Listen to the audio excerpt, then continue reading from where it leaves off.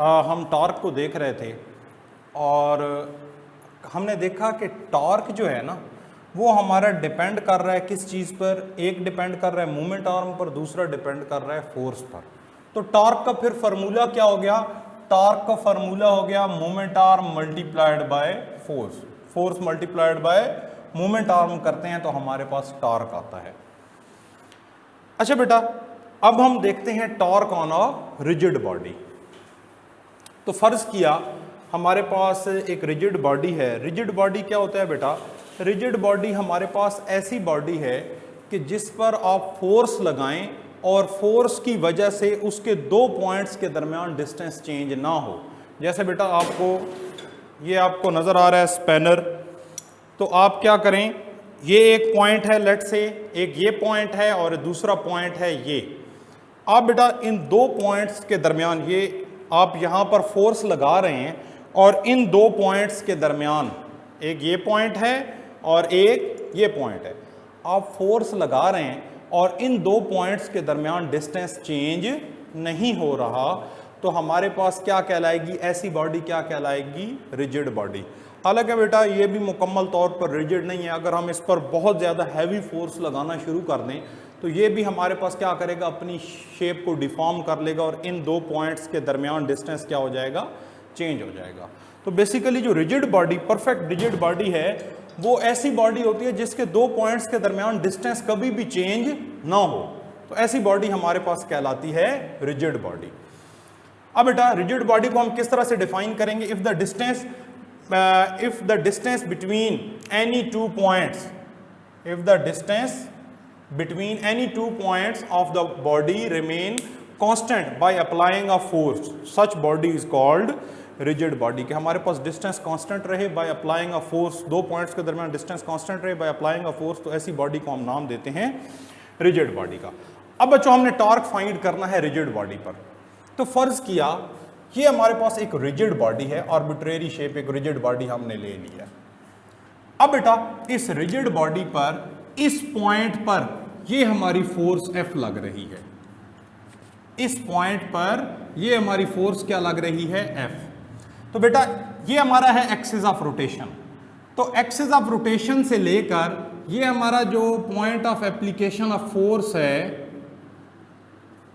ये axis of rotation से लेकर ये जिस पॉइंट पर फोर्स लग रही है, लेट से उस पॉइंट का जो पोजीशन वेक्टर है वो क्या है बच्चों? हमारे पास R, और ये पोजीशन वेक्टर है R, और ये हमारे पास फोर्स लग रही है F। तो अब हमने इस टॉर्क पर, इस रिजिड बॉडी पर क्या फाइंड करना है? टॉर्क फाइंड करना है। तो अगर हमने टॉर्क फाइंड करना है तो बेटा ये देखें, ये हमारे पास R है, R इस डायरेक्शन में है, R की डायरेक्शन ये आ गई हमारे पास F की डायरेक्शन। तो डायरेक्शन ऑफ R और F के दरमियान एंगल कितना होगा बच्चों? एंगल होगा थीटा। एंगल कितना होगा हमारे पास?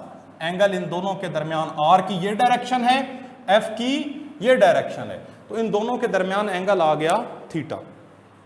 अच्छा, अब हम अगर इस फोर्स के कंपोनेंट बनाएं, ये R ये F, फोर्स के अगर हम कंपोनेंट बनाएं तो इसके हेड से हम क्या ड्रॉ करेंगे? एक परपेंडिकुलर ड्रॉ किया तो थीटा के साथ वाला कंपोनेंट बन जाएगा F cos थीटा, और ये थीटा के सामने वाला कंपोनेंट बन जाएगा F sin ऑफ थीटा, जो प्रीवियसली हम देख चुके हैं। तो अब बच्चों आप ये देखें कि टॉर्क किस कंपोनेंट की वजह से पैदा होगा, घुमाव किस फोर्स की वजह से। ये फोर्स थी, ये फोर्स के दो हिस्से बन गए, F cos theta and F sin theta. बेटा ये जो F cos थीटा है ना, इसकी वजह से कोई घुमाव पैदा नहीं होगा। क्यों? क्योंकि हमारी line of action of force, ये फोर्स हमारी कहां से गुजर रही है बेटा? पिवट पॉइंट से गुजर रही है। तो हमारा ये जो पिवट पॉइंट से गुजरने वाली फोर्स है वो कभी भी घुमाव पैदा नहीं कर सकती। याद रखिएगा बेटा, हमारी फोर्स अगर सेंटर ऑफ मास से गुजर रही हो तो भी घुमाव पैदा नहीं कर सकती, अगर पिवट पॉइंट से गुजर रही हो तो भी घुमाव पैदा नहीं कर सकती। तो ये आप देखें कि इस फोर्स की वजह से कोई घुमाव पैदा नहीं होगा। तो फिर बेटा हमारे पास घुमाव किस वजह से पैदा होगा? ये जो R के परपेंडिकुलर फोर्स लग रही है F sin थीटा, ये वाली फोर्स हमारे पास क्या पैदा करेगी बच्चों? ये वाली फोर्स हमारे पास घुमाव पैदा करेगी। तो फिर टॉर्क क्या हो गया? अब बेटा हमने torque on a rigid body find करना है ना, तो क्या लिखा मैंने इधर? Let R is the position vector of the point P. ये पॉइंट पी है जिस पर फोर्स लग रही है, ये हमारे पास पॉइंट पी है जिस पर फोर्स लग रही है। आर है इसका position vector on which force F is acting at angle theta and theta is the angle between R and F. इस पॉइंट पर फोर्स लग रही है और हमारे पास आर और एफ के दरमियान एंगल क्या है? थीटा। बेटा आर की डायरेक्शन, ये आर की डायरेक्शन और ये एफ के दरमियान एंगल क्या आ रहा है हमारे पास? थीटा आ रहा है। अब बच्चों हमने फोर्स के फिर दो कंपोनेंट बनाए थे, इधर वही लिखा हमने, F can be resolve into two rectangular component, F cos theta and F sine theta. F sine theta जो है वो हमारा परपेंडिकुलर टू आर है, ये आर आ रहा है, और एफ साइन थीटा इसके क्या है? परपेंडिकुलर है। And F cos theta is along the in the direction of R. ये जो हमारा एफ कॉस थीटा है, एफ कॉस थीटा, ये in the direction of R है। As F cos theta pass through the axis of rotation, क्योंकि F cos theta ये हमारा axis of rotation है, ये एफ कॉस थीटा कहां से गुजर रहा है? इस एक्सिस ऑफ रोटेशन से गुजर रहा है, तो इसकी वजह से कोई घुमाव, कोई टॉर्क पैदा नहीं होगा। तो हमारा टॉर्क एफ कॉस थीटा की वजह से क्या होगा? जीरो। सो टॉर्क किस चीज के इक्वल होता है बेटा? टॉर्क हमारे पास इक्वल होता है एल और एफ का प्रोडक्ट होता है। अब बेटा कौन सी फोर्स एफ है? एल, और मैं एफ के बजाय अभी लिख देता हूं फोर्स, के मोमेंट आर्म और फोर्स का प्रोडक्ट होता है। तो बच्चों कौन सी फोर्स है? ये फोर्स है? नहीं, ये तो घुमाव पैदा ही नहीं कर रही है। कौन सी फोर्स है? F sine of theta. तो टॉर्क हमारे पास आ जाएगा L F sine, sorry, L moment arm कितनी है बच्चों? मोमेंट आर्म हमारे पास है यहां से लेकर यहां तक का डिस्टेंस, और यहां से लेकर यहां तक का पोजीशन वेक्टर आर है, तो इसका मैग्नीट्यूड यहां से लेकर यहां तक का डिस्टेंस क्या हो जाएगा हमारे पास? आर। तो टॉर्क आ जाएगा R F sine of theta. Moment arm हमारी कितनी है? मोमेंट आर्म फोर्स तक का डिस्टेंस हमारे पास ये कितना है? आर है, और फोर्स हमारे पास कितनी है जिसकी वजह से घुमाव पैदा हो रहा है? वो है एफ साइन थीटा। तो टॉर्क आ गया आर एफ साइन थीटा। अब बेटा हम ऐसा भी कर सकते हैं कि आर के बजाय हम एफ को उसके रेक्टेंगुलर, सॉरी, एफ के बजाय हम आर को उसके रेक्टेंगुलर कंपोनेंट्स में रिजॉल्व करें। लेट्स से ये हमारे पास अगेन वही रिजिड बॉडी है, ये पॉइंट पी है जिस पर फोर्स लग रही है हमारे पास, ये पॉइंट पी पर हमारी फोर्स लग रही थी इस डायरेक्शन में एफ। बेटा ये हमारे पास आ रहा था आर। अब बेटा पहले हमने आर की डायरेक्शन और एफ के दरमियान एंगल थीटा लिया था। अब हम क्या करने लगे हैं? पहले हमने आर को एक्सटेंड किया था ना इस तरफ यूं, और आर और एफ के दरमियान एंगल थीटा लिया था। अब मैं कहता हूं कि एफ देखें किस डायरेक्शन में है? इस डायरेक्शन में है। तो यहां से आर की टेल और एफ के दरमियान ये फोर्स इसी डायरेक्शन में है, ये फोर्स की डायरेक्शन है, तो आर और एफ के दरमियान एंगल क्या आ गया? थीटा। अब बेटा क्या करें? हम एफ के बजाय आर के कंपोनेंट्स बनाएं, एफ के बजाय आर के कंपोनेंट्स बनाएं। तो बेटा आर के हेड से परपेंडिकुलर ड्रॉ करेंगे, आर के हेड से, ये हमने आर के हेड से परपेंडिकुलर ड्रॉ किया।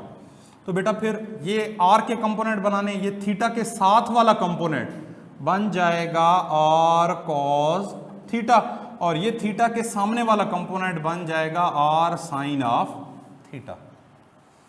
अब भी बेटा जो टॉर्क पैदा होगा ना वो हमेशा परपेंडिकुलर कंपोनेंट की वजह से होता है। देखें यहां पर फोर्स के किस कंपोनेंट की वजह से हुआ था? परपेंडिकुलर। यहां पर भी देखें आर और एफ के दरमियान कौन सा कंपोनेंट है जो परपेंडिकुलर है? बेटा ये आर साइन थीटा फोर्स के हमारा क्या है? परपेंडिकुलर है, 90 का एंगल बना रहा है। तो हमारे पास जो टॉर्क होगा वो किस कंपोनेंट की वजह से पैदा होगा? वो हमारे पास पैदा होगा आर साइन थीटा की वजह से।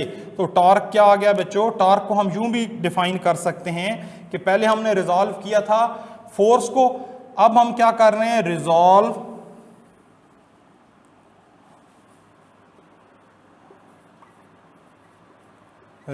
कर रहे हैं R into its rectangular components। तो बेटा टॉर्क क्या होता है? मोमेंट आर्म और फोर्स का प्रोडक्ट होता है। तो मोमेंट आर्म अब हम कौन सी लेंगे? वो मोमेंट आर्म लेंगे जो फोर्स के परपेंडिकुलर हो। तो ये जो मोमेंट आर्म आ रही है आर साइन थीटा, तो मोमेंट आर्म और फोर्स लिखना है तो मोमेंट आर्म की जगह आ जाएगा आर साइन थीटा और फोर्स की जगह आ जाएगा एफ। तो टॉर्क हमारे पास क्या हो गया बच्चों? Are F sine of theta. यहां से बच्चों एक बात पता चल रही है कि टॉर्क है R F sine of theta. अब साइन थीटा किस प्रोडक्ट में आता है? प्रीवियसली हम देख चुके हैं कि अगर हमारे पास होता है ना ए क्रॉस बी, तो वो इक्वल होता है ए बी साइन थीटा के। ए बी साइन थीटा, तो cross A B sine theta आ रहा है और यहां पर क्या आ रहा है? R F sine theta. तो बेटा फिर हम इसको यूं भी लिख सकते हैं, क्योंकि ये आर एफ साइन थीटा आ रहा है, आर एफ साइन थीटा आ रहा है, तो टॉर्क को हम यूं भी लिख सकते हैं R cross F, cross product की फॉर्म में। अब बेटा हमारे पास अगर इसको हम यूं लिखें, क्रॉस को हटाएं तो ये हो जाएगा R F sine of theta और साथ डायरेक्शन के लिए क्या आ जाएगा? N cap. अब बेटा हम डायरेक्शन कैसे फाइंड करेंगे टॉर्क की, एन कैप की? तो बेटा फिर हम आर पर हाथ रखेंगे, ये हमारे पास है आर, एफ की तरफ फिंगर्स को कर्ल करेंगे तो ये हमारे पास आ जाएगी डायरेक्शन ऑफ द टॉर्क, जो कि हम राइट हैंड रूल से फाइंड कर सकते हैं। क्या है बच्चों? ये आर है और ये एफ है, तो आर पर हाथ रखें, एफ की तरफ कर्ल करें, तो ये हमारे पास डायरेक्शन की, टॉर्क की क्या आ रही है? डायरेक्शन। अब बेटा आपने याद रखना है कि जो हमारे पास क्लॉकवाइज टॉर्क होता है उसको हम लेते हैं नेगेटिव। अगर यूं टॉर्क किसी बॉडी में यूं घुमाव पैदा किया जा रहा है क्लॉकवाइज, तो हम उसको क्या लेंगे? नेगेटिव। और बेटा अगर किसी बॉडी में एंटी क्लॉकवाइज टॉर्क है तो हम उसको क्या लेंगे? हम उसको लेंगे पॉजिटिव। क्लॉकवाइज टॉर्क को नेगेटिव, एंटी क्लॉकवाइज टॉर्क को पॉजिटिव।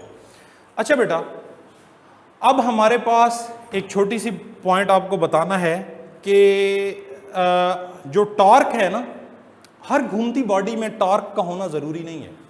जैसे बेटा एक छोटा सा पॉइंट है कि टॉर्क जो है ना वो हमारे पास रोटेशनल एनालॉग ऑफ फोर्स है।